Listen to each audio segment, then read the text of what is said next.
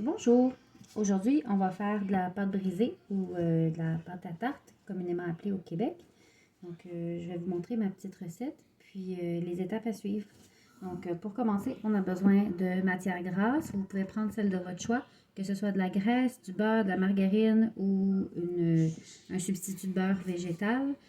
Moi, aujourd'hui, c'est pour faire une pâte à tarte végane. Donc, j'ai pris le substitut Flora. J'ai pris le salé, comme ça, je n'ai pas besoin de mettre de sel dans ma pâte. Mais si vous prenez du non salé, il faut prendre en considération qu'on doit ajouter du sel. Donc, je vais commencer avec ma brique complète. Ça va être plus facile pour les quantités. Normalement, cette quantité de pâte-là va vous donner 5 abaisses, donc 5 ronds, 2 tartes pleines plus un restant.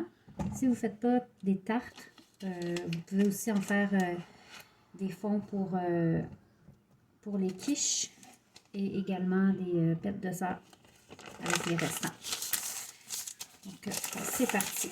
Donc, 225 g de matière grasse avec 400 g de farine. Là, on va en grammes parce que c'est vraiment plus précis. Ça évite les erreurs. Il faut savoir aussi que toutes les farines sont différentes. Moi, je prends une farine de blé non blanchie, mais ça arrive en fonction des récoltes que les farines soient plus humides ou plus sèches, donc elles vont absorber un peu mieux l'eau, puis d'autres fois moins. Donc, c'est pour ça que la quantité d'eau, on la met après. Donc, on doit travailler la matière grasse avec la farine en premier, ce qui s'appelle un sablage. Donc, on défait le beurre en morceaux, puis on mélange ça avec la farine.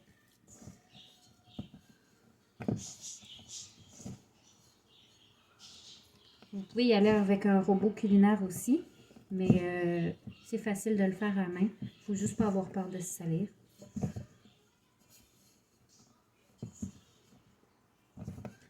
Cette action-là, quand on la fait, le sablage, on peut frotter les mains ensemble aussi quand les morceaux de matière grasse sont rendus un peu plus petits. Ça aide à procéder le mélange. Puis quand cette action-là est faite, on ajoute la farine pour bien former la pâte. Tu fais quoi? J'ai fait une pâte à tarte. Tu fais pour qui? J'ai fait une vidéo. Comme ça, on montre aux gens comment faire. C'est très, très simple. Il faut juste le savoir. Mais pourquoi ma robe est rouge? La robe n'est pas rouge, elle est rose. Non, elle est rouge. Mais pas tes mains là-dedans. C'est quoi? C'est la farine. J'ai dit on ne met pas les mains dedans.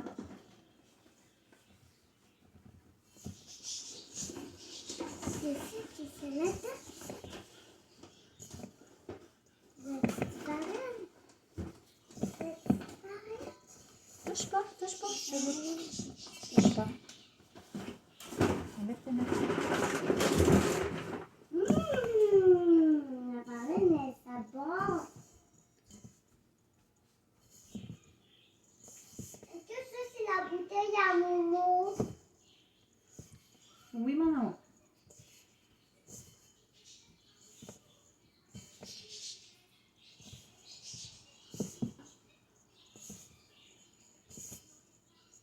que ça, c'est à moi? Oui, Minou.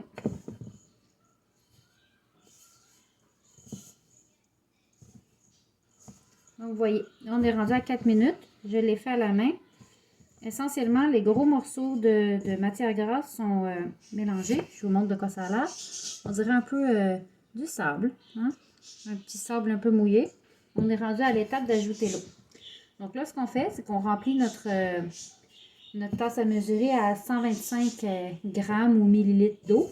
Parce que l'eau, c'est avec le poids, c'est la même chose que le volume, mais seulement pour l'eau. Donc, on ne fait pas ça avec les autres liquides. Donc, je vais aller chercher mon eau.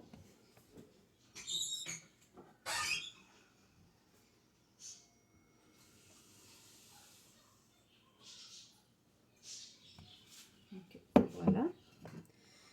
Donc, Donc ici, on n'oublie pas, si vous avez pris une matière grasse qui ne contient pas de sel, vous devez ajouter 6 g de sel. Si vous avez pris déjà une matière grasse qui est salée, on n'ajoute rien. Donc ça, c'est une pâte qui est versatile. On peut l'utiliser pour faire des tartes sucrées, des tartes salées. Et par tarte salée, je veux dire les pâtes à la viande, les pâtes au poulet, tourtières, n'importe quoi qui contient des trucs salés. Ça peut être des quiches aussi. Puis les tartes sucrées, ben, c'est toutes les tartes comme vos mères, vos grands-mères faisaient. Des tartes aux pommes, des tartes aux fraises, n'importe quelle tarte avec des fruits. Ou même les bases de pâte à tarte pour faire des tartes avec des crèmes à l'intérieur ou du chocolat. Mais ça, par contre, les tartes sucrées, ça peut aussi être fait avec une pâte sucrée. La pâte sucrée, elle, c'est un peu comme un biscuit. Aujourd'hui, on fait la pâte à tarte, donc la pâte brisée.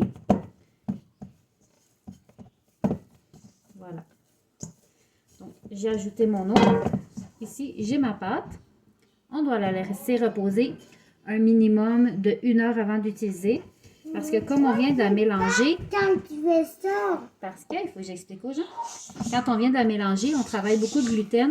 Ça rend la pâte très élastique. Donc, elle revient sur elle-même et c'est difficile de la travailler. Moi, je voulais parler. Ben, tu parles là. Donc, voilà pourquoi il faut la laisser reposer. On la met au réfrigérateur. Vous pouvez la faire la veille avant de l'utiliser. Ça va être aussi simple de la faire. Donc, on se revoit demain pour le travail de la pâte. OK.